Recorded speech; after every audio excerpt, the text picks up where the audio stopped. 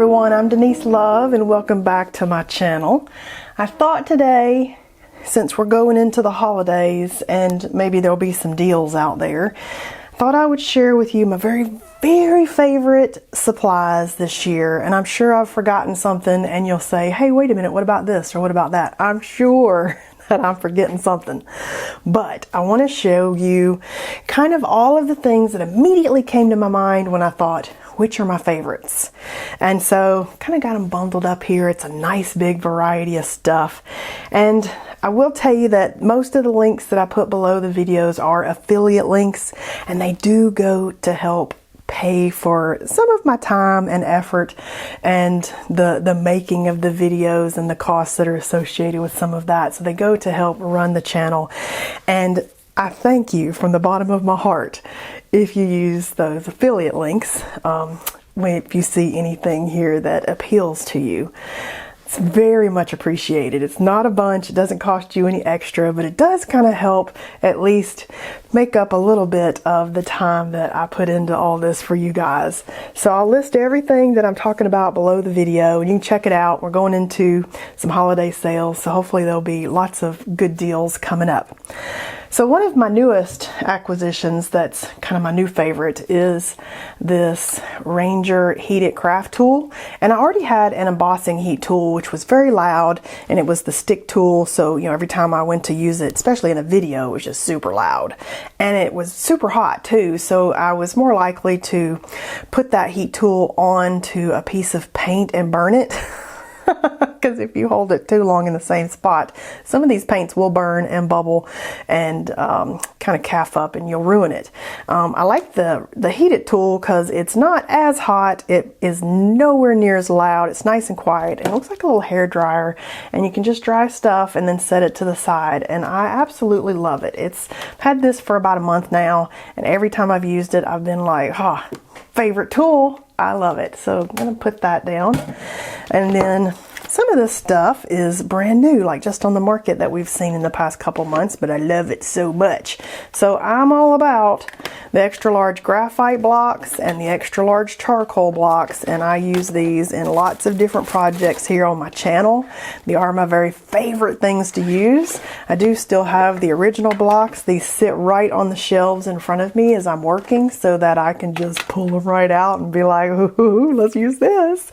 So the original sets have been replaced with the newer sets. You still may be able to find the original sets, but you'll notice that the newer sets have more colors, whereas the older sets, especially the graphite, had 4 brownie gray colors and 2 colors. They've replaced that with some pinks and a purple. So I love that they've done that.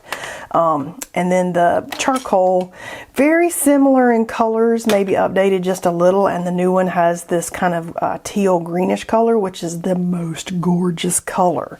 So if you had to pick one or the other, I'd get the new set. It has more colors. It's got like the most popular plus some new, probably gonna be most popular.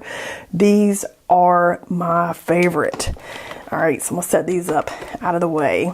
Another new to me, but they've been out for a long time, and I actually had the white ones of this a long time that I've used, that I've managed to hide from myself. I don't know where I put it, but the Artgraph Taylor's chalks have been around for a while, and they're so much fun, and you can do really beautiful abstract stuff. And I have lots of different things coming out, especially in the shorts, where I've been playing with these Artgraph Taylor Shape water soluble pigment bars, and they're just so much fun. I wish there were more colors. So definitely super favorite, like a super favorite, right up there with the tinted charcoals and the graphites. Love that. Okay, so stencils. You know, this year I got into playing with some stencils. I had stencils for a long time from the crafty scrapbooking days, and they've sat in the top of my closet for years and years. And when I started this YouTube channel to go along with, you know, my Skillshare classes and the other stuff that I do, I pulled the stencils back out. Really, because they're a time saver and you get layers and cool looks a lot faster than just painting abstracts by themselves, and that really started to appeal to me, and then I got obsessed with it, and now I can't think of doing a little abstract piece without whipping out some fun stencil. So I'm just going to show you a couple of my very favorite. I have a whole tub of stencils, but these are the ones that I think are some of the most impactful. So the Tim Holtz stencils I love. And this halftone circles is the very closest type of circle to my Punchinella that I love. And Punchinella is that sequin waste. It's the metal ribbon sequin waste to make dots. And you can get this on like Etsy. You could probably get a whole spool of it on like Amazon, but it's really hard to get like just a small quantity. And so these halftone circles are definitely like the next best thing and one of my favorite things to use, and I loved it so much that I have it in 2 sizes. So I'll definitely find a link for these because they're amazing. And this one here is a bubble layering stencil, and it's very similar to the halftone stencil. Anything that looked like lots of dots I just went gaga for, so that one is a favorite. And then another favorite that I've been using, especially on this last half of the year, has been these little damask set of stencils. And I loved it because there's this one that looks like 1960s breezeway blocks, you know, that you see outside in the patio at your grandma's house. Love that one so much. And it had the most amazing damask stencil that I've used in several pieces of art that I really love. And then a couple of these I haven't really used because these are the 3 I like, but it's a little set of 6. So definitely if that one's still available, amazing. The other thing that I really love is the random flower set of stencils, and I actually found, if this one's not still available, I actually found another version almost identical. This is by Craft Treat, Brimming Blooms. So I just got this because I'm like, ooh, another one. I loved this one so much. So I will try to find this and link it, and I definitely just got this one, so hopefully one of those will be available if you're looking for the yummy flower things, because they look amazing. They're the ones that I was kind of using in some of these pieces that I painted, and then I was drawing on top of them with more detail to give kind of a cool look, and I'm just loving the botanical feel of those little flowers. All right, let's set this to the side. So, paints. I have just fallen in love this year, and I'm not really a watercolor painter. You know, all these years I haven't done tons and tons of watercolor, but I love mixed media art. I love abstract art. I love painting textures for adding to your photos, which is what my business was since 2012, and now I've moved more into abstract painting as adding to the things that I offer. And most of the stuff that I painted was done with acrylic paint, some with watercolor, but I never really focused on watercolor exclusively when I was painting textures and doing stuff. But I love the mixed media feel, and I love painting layers, which is why I think I loved making textures for so many years, because I love the abstractness of textures that you add to your photos and make beautiful art out of.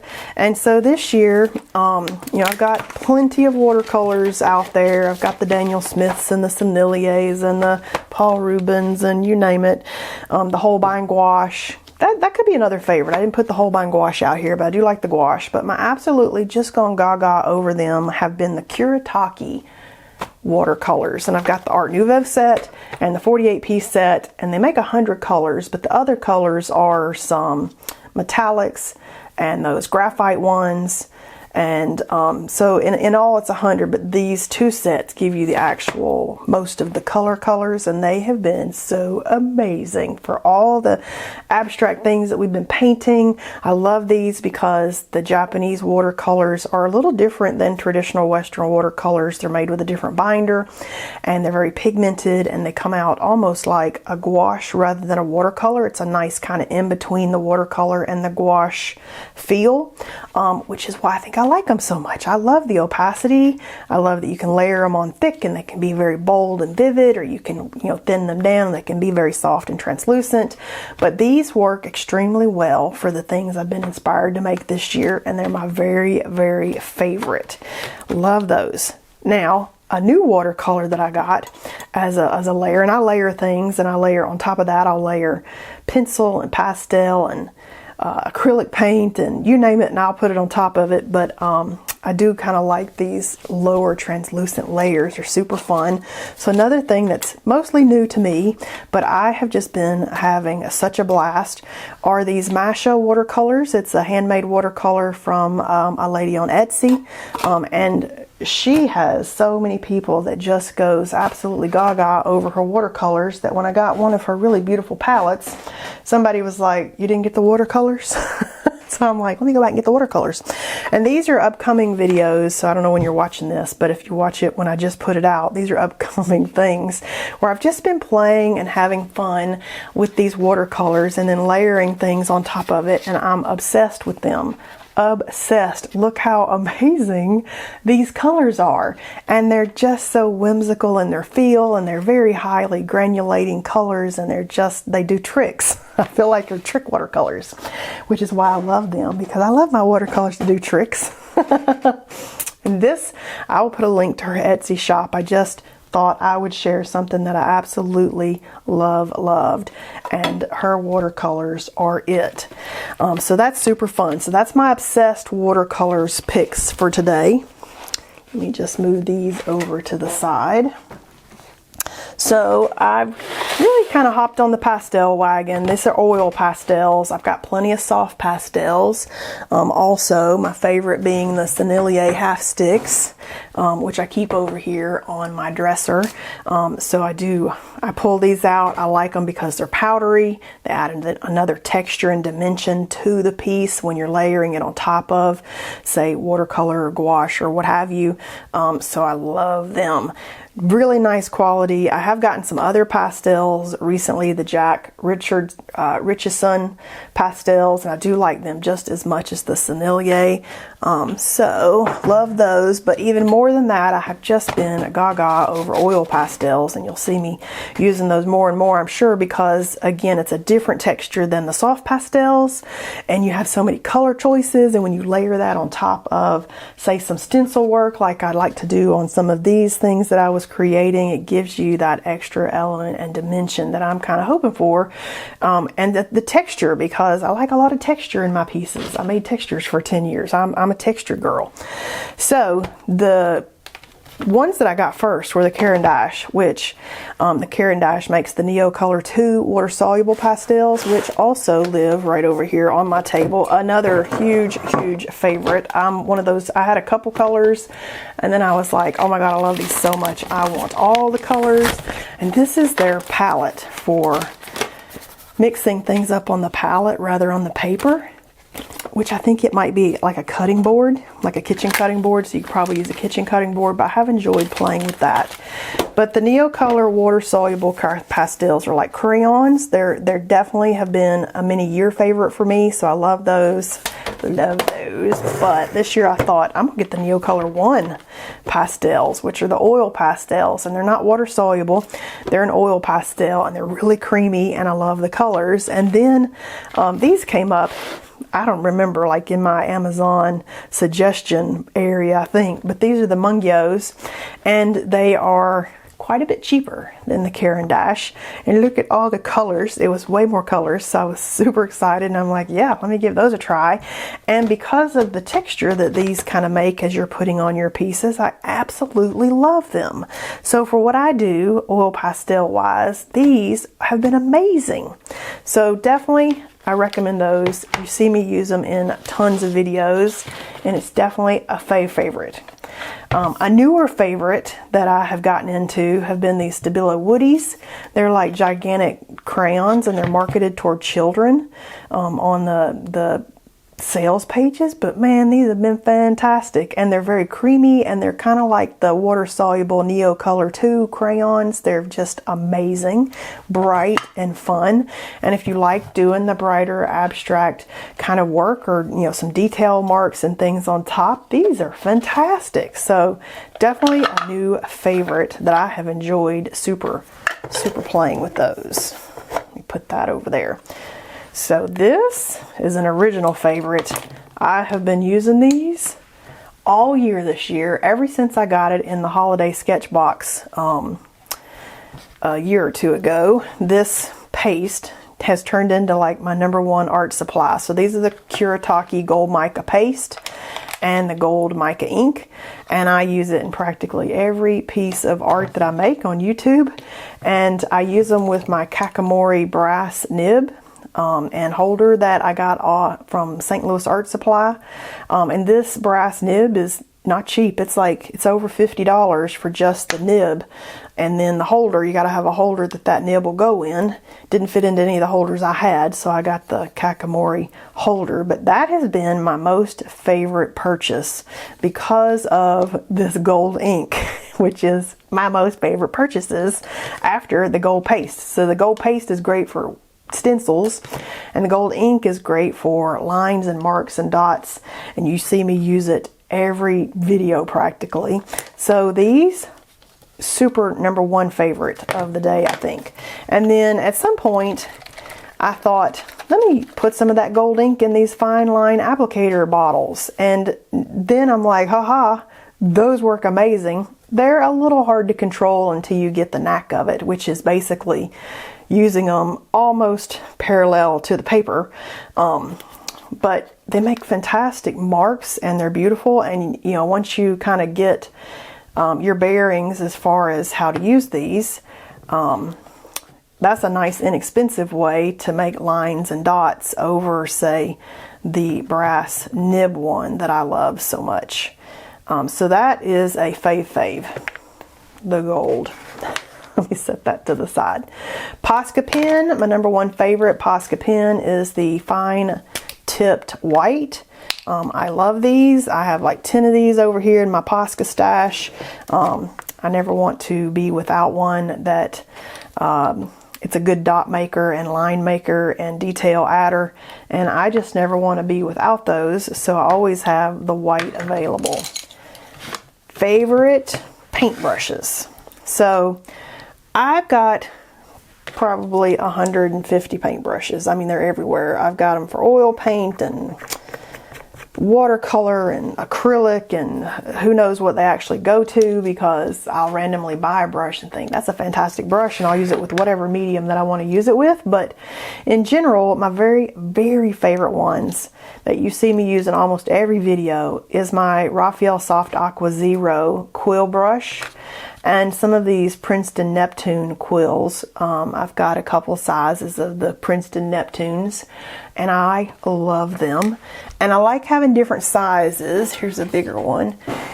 This is the #4 Raphael one. I like having bigger sizes because when you're doing little pieces, you want a little brush. And when you want to go a little bit bigger, you need a little bit bigger brush. You know, as you scale up, you want to scale up the size of the materials that you're adding to your pieces.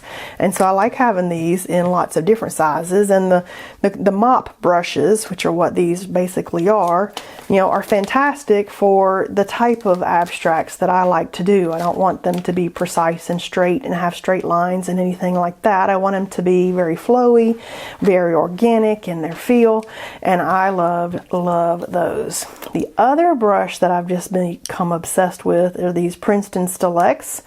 I've got #6 and #2, and these are kind of like blender brushes. These are round blender brushes, and the reason I like these is because they're amazing for using with your acrylic paints and making shapes. They make amazing circles in my abstracts, and I love circles and these little heavy splotches of color that add details to some of the pieces that I'm creating. And this has been the best brush for just, you know, scrubbing that color right on there. So I love those. So that's my favorite paintbrushes. Another favorite thing that I've gotten a couple sizes of these are these clear art sleeves, and I'll link them below because I store the art in an art sleeve so that I can then put them in a bin and store them in a bin underneath my photography table over there, because my goal is not to sell art. I want to use them for samples and examples. I don't want to just throw them all into the bin if they're pieces that I really like. I don't want to just throw them into the bin and then have all of them scrub up against each other and ruin them. I liked them enough to be like, wow, I love that. And I may frame these one day and put them in my house. I may use them as gifts. I'll use them as samples in classes and things like that. But you know, selling art is a whole nother job. And I'm like, how much work do I really want to do? I already work from the time I get up to the time I go to bed. You know, some of that work is just, you know, chatting and answering questions and things on social media and under videos. But still, I work all day, every day as it is. I don't want to add all this on top of that. That's why selling art hasn't been my goal. But my goal is to make lots of art. So my purpose has been to make videos and teach it, because then I'm like, okay, now I've got a purpose for creating. I don't feel the pressure to sell, and I'm out in the art community having fun with all the other artists and kind of finding my tribe. That's kind of my goals with my art. So I love putting these in the sleeves and protecting them in that way. And you can use, you know, 2 can go in a sleeve very easily. And I've got this kind of 8x10 or 9x12 size, and then I've got a larger size for larger pieces when I do like a 9x12 or whatever. So I love those. They're fantastic. They come in packs of 50 or 100. They're not very expensive, and then they're easy to store. That's also why I work on paper instead of canvas, because I need to be able to store things, and I don't have a whole warehouse behind me to store lots of extra canvases. So my favorite paper that I've kind of decided here by the end of the year this year has been the Hahnemühle. Most of the stuff I do is on the 9x12 paper. It's cotton. I like cotton paper. I like to buy paper when it's on sale, and I'll buy a whole bunch when it's on sale, and then I'll put it in my paper closet. And then as I'm pulling out a piece of paper for a video or to use or whatever, now I'm no longer worried about the cost, because I probably forgot how much it cost in my closet. And because I buy this when it's on sale, it's not as expensive as it would have been.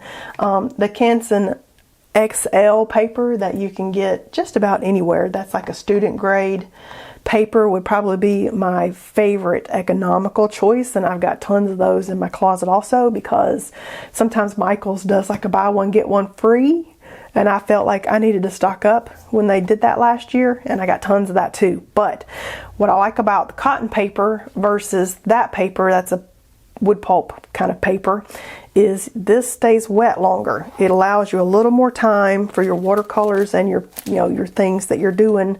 It gives you more working time, and it's a better quality when it's done. The look is a better quality. So I mean, this is a case where your paper really does matter, and you get what you pay for. If you're buying cheap paper and you're like, I'm just not liking anything it's doing, it's probably the paper, not you. So this is my very favorite currently. And my favorite tool that you see me pull out a bunch is my Fiskars paper cutter. These are fantastic for trimming things and cutting the papers in half when I want to tape them down. I like that you can replace these blades very easily when this gets dull. Favorite tool. And then another favorite tool for me this year has been these Painter's Color Diaries. I have the watercolor diaries. There's also an oil paint diary for oil paint, and I color swatch all my colors in here. And yes, I could get a piece of paper and draw all these out myself, but what a pain. It's already done for me, and then it's in like a little book form. And I have really enjoyed having this for when I do color challenges. I can just pull out the card and pull it right over here and match something up to whichever brand I'm wanting to do. And I've almost filled up the 2 diaries that I have with the different supplies. So I'm gonna have to get me another one. These are amazing. I love them. Okay, couple last things, so hang with me, we're getting there. Another super favorite thing, I've had this for many years and I've showed it in many classes and a few YouTube videos, the Dual Edge Ripper. So this is a rip ruler, and it helps you rip your paper to some very interesting deckled edges. And this is the original one, so it's got a real fine ripped edge and a little bit bigger ripped edge. I love the ripper, and you can get these. You can get shorter little rip rulers, like 12 inches, and I may get a smaller one too because this one's so big. This one is amazing. It'll let you do really large pieces of paper. So if you do bigger art with smaller art, you can get them all with this one ripper. And that's exactly what these pieces of art have on the edge. That pretty deckled edge right on the edge was done with this rip ruler, which is why I pulled this particular piece of art out. I love the torn handmade paper edge on art pieces. It gives it a pretty finish.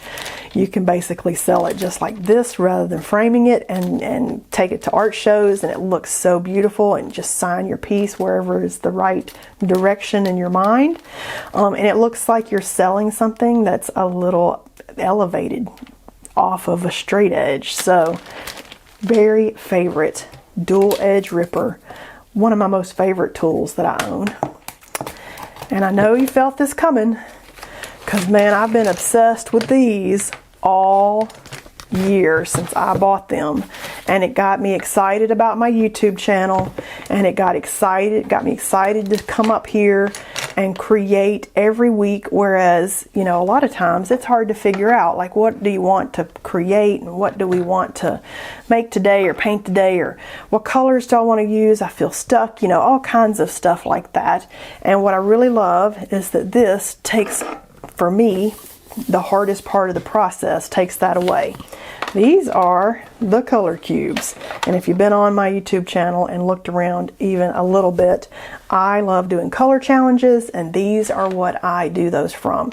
And this is volume 1 and volume 2 by Sarah Renee Clark. And what I do is I will pull out, you know, a color card, and I will make paintings with these colors. And you've seen me do it all year in all the color challenges. You can go find the color challenge playlist that I've got and watch all of those. This came from a color challenge. I actually have this color palette on the wall over here because I love it so much. I didn't want it to get lost in all of that. So that is how I have taken part of the art process and made it easier for myself, because color is a challenge for 99% of the people. And then you have those unicorns out there that are like, color's easy for me. But for most of us, color is hard. It's part of that hard process. And this just took out the hardest part for me. So now I will pull a color card and I'll be like, okay, let's do a painting today and see what we can come up with. And I'll pull some watercolors out, and I'll pull some other materials, Posca pens, oil pastels, soft pastels, acrylic paints. I'll pull some stencils, and I'll be like, okay, let's see what we can create. And then I get amazing stuff that I never would have created any other way. And this is one of my very favorite color palettes. And then when I find something I really love, I'll tape it to the wall so I can look up and remember and think, oh yeah, that's pretty awesome. Let's do that again, or let's revisit those, or let's see what I can do with that today. And I love these more than anything. These have been super inspiring, and I have done color palettes for a long time, so it's not like these are new to me. I have photography workshops. Cracking the Color Code several years ago was a color workshop that I did, and I taught people how to make their own color palettes from their own photos. So this is not something a new obsession for me, but it really kicked it into high gear that I could get 250 or 500 of these and pull it out and get excited to try something new and crazy that I never tried before, because color is exciting, but I like all the colors. So how do I narrow down, you know, a couple colors? Because you could get a color wheel and say, okay, I'm going to do, you know, orange and blue.